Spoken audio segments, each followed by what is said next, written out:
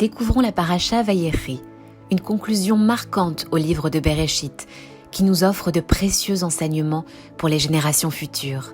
Yaakov, âgé de 147 ans, sentant sa fin proche, appelle son fils Yosef. Il lui fait promettre sous serment de l'enterrer dans la Meharat Marpella, craignant que les Égyptiens fassent de lui une divinité. Avant Yaakov, la mort frappait sans préavis. On raconte que les hommes rendaient l'âme en éternuant. Yaakov demanda à Hachem d'introduire la maladie pour permettre à chacun de se préparer. Hachem accepta et Yaakov fut le premier à tomber malade, comprenant ainsi que son heure était proche. Peu après, Éphraïm prévient Yosef que son père est malade. Sans attendre, Yosef se rend auprès de Yaakov avec ses fils, Ménaché et Éphraïm. Lors de cette rencontre, Yaakov rappelle à Yosef la promesse de Hachem sur la terre d'Israël. Il justifie l'enterrement de Rachel en chemin en disant « Dieu m'a dit de l'enterrer là-bas ». En signe de reconnaissance pour son dévouement, il offre à Yosef la ville de Shrem. Lorsqu'il voit les deux enfants, Yaakov demande « Qui sont-ils » Apercevant des descendants indignes comme Yeravam et Achav parmi ceux d'Éphraïm et le roi Yehou dans ceux de Ménaché qui mèneront Israël à l'idolâtrie, Yaakov ressent un doute. La présence divine qui l'accompagnait alors le quitte brièvement. Yosef, pour prouver leur pureté, présente l'acte de mariage.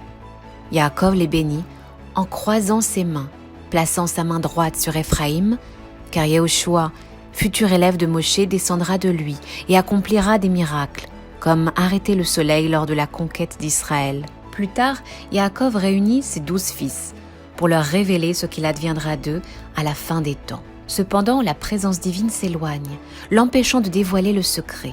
Pensant que l'un d'eux a fauté, il est rassuré lorsque ses enfants répondent à l'unisson « Shema Israël, Hashem Elokeinu, Hashem Echad ».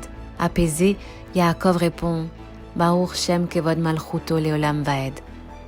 Il bénit chaque fils selon son caractère et son destin.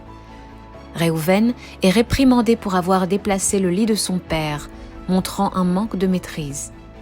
Shimon et Lévi voient leur colère blâmée, notamment pour leur rôle lors du massacre de Shrem et leur volonté de tuer Yosef. Leur unité sera dispersée. Yehuda est loué pour son leadership, ayant sauvé Yosef en proposant de le vendre et reconnu sa faute devant Tamar. Il devient l'ancêtre des rois d'Israël. Zevulun prospérera dans le commerce maritime, soutenant Issachar dans l'étude de la Torah. Dan sera juge en Israël et donnera naissance à Shimshon.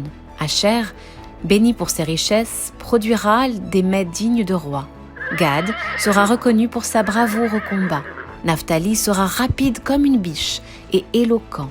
Allusion à Déborah, qui chantera des louanges à Hachem. Yosef est loué pour avoir surmonté les épreuves et sa descendance prospérera.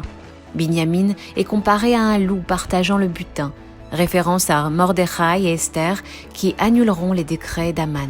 Après ces paroles, Yaakov demande à ses fils de l'enterrer à la Meharat Marpella. Puis il quitte ce monde paisiblement. Son corps est embaumé selon les coutumes égyptiennes et un cortège impressionnant l'accompagne. Esav revendique alors la grotte, affirmant que le droit d'aînesse lui revient. Naphtali est envoyé à Goshen pour chercher le contrat de cession, mais Hushim, fils de Dan, sourd et insensible aux arguments d'Esav, intervient et le tue. Comme l'avait prophétisé Rivka, ses deux fils seraient enterrés le même jour.